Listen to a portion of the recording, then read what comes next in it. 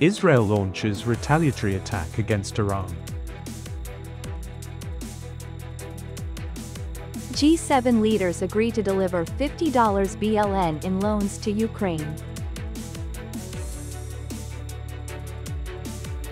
Preparation for Gay and Radio and Television Festival.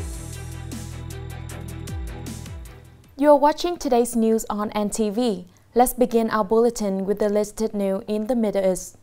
The Israeli military said that it has launched precise attack on military target in Iran in retaliation for the largest military assault by Iran on Israel earlier this month.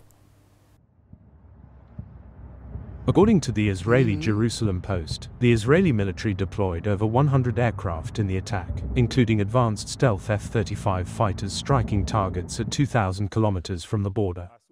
Israel's initial attack targeted radar systems in Syria to disable Iran's capabilities before expanding to the capital Tehran and the city of Karaj.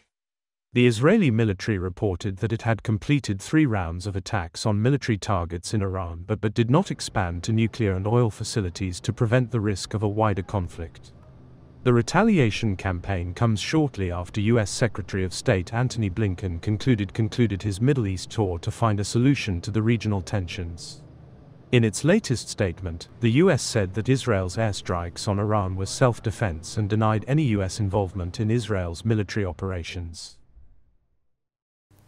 Leaders of the group of 7 wealthy nations have reached a consensus on delivery of $50 billion in loan to Ukraine backed by the earnings from frozen Russian assets starting as early as December. The statement indicated that these loans will be repaid from future irregular revenue generated from the frozen sovereign assets of Russia. The disbursement should be done by the end of this year. This decision comes after months of debate regarding the legality of seizing this money and transferring it to Ukraine. Currently, $260 billion of Russian assets have been frozen in the US and European countries under the sanctions imposed after the outbreak of the Russia-Ukraine conflict. Previously, the US announced a US $20 billion loan for Ukraine in December. Another US $20 billion loan is expected from the European Union, which includes Germany, France, and Italy, while the remaining $10 billion will come from Canada, UK, and Japan. According to the National Hydrometeorological Forecasting Center, this morning, October 26, the storm number 6, internationally known as Trami, has strengthened to level 11, with gusts of level 14. From this evening, the typhoon circulation is expected to bring heavy rain to the central provinces.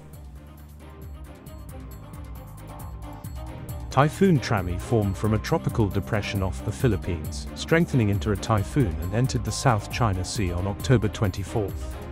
Experts say that this is the most unusually storm with complex trajectory since the beginning of the season due to simultaneous interaction of cold air from the north and storm activity off the Philippine coast. Due to the typhoon's impact, from the evening of October 26 to October 28, heavy to very heavy rains are expected in the Quang Binh to Quang Ngai region, with total rainfall ranging from 300 to 500 millimeters, locally exceeding 700 millimeters. Meteorological authorities warn that heavy rains could lead to flooding in low-lying areas, flash floods on small rivers and streams, as well as landslides on steep slopes. Earlier, the typhoon wreaked havoc in the Philippines, claiming at least 82 lives.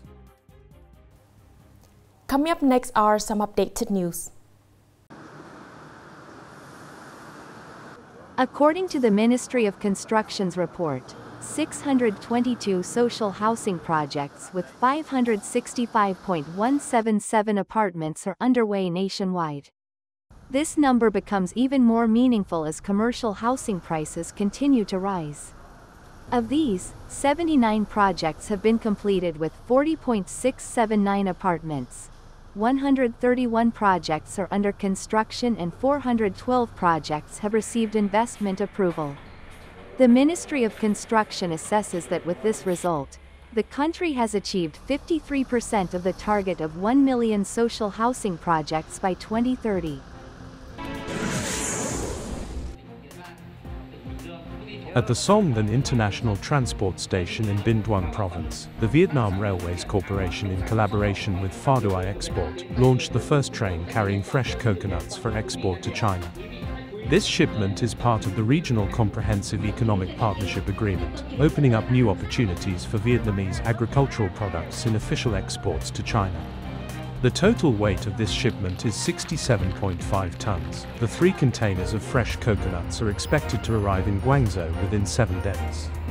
This first train not only opens a new path for the agricultural sector but also contributes to strengthening trade between Vietnam and China, reducing the pressure load on road transport and boosting the domestic logistics industry.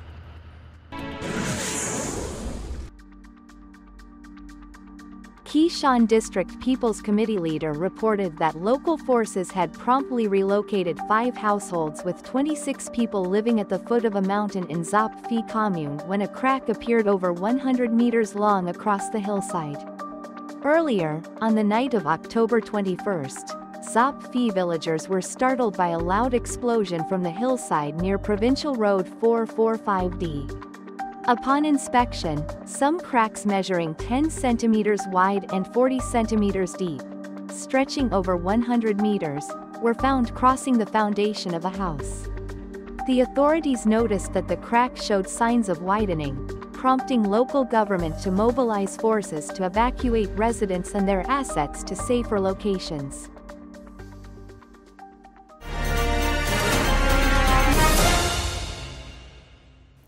The 28th Radio and Television Festival of Nghệ An Province will take place from October 29 to 30, 2024. This is a professional playground organized by the Nghệ An Radio and Television Station, attracting the participation of a large number of journalists throughout the province. The theme has been nurtured for quite some time.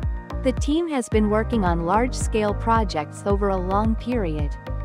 The production team of the musical film, Legend of Tam Dinh, of the Nghệ An Radio and Television Station has made meticulous preparations, hoping to present the audience with the most impressive footage.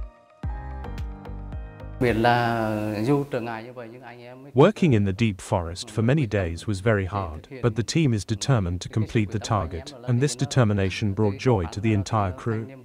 I am very happy to dedicate myself to my passion. The attractiveness of each radio and television festival, the passion for the profession and concerns about local issues have motivated members of the Center for Culture, Sports and Communication of Khai Hop District to send 6 entries of different types to this year's festival.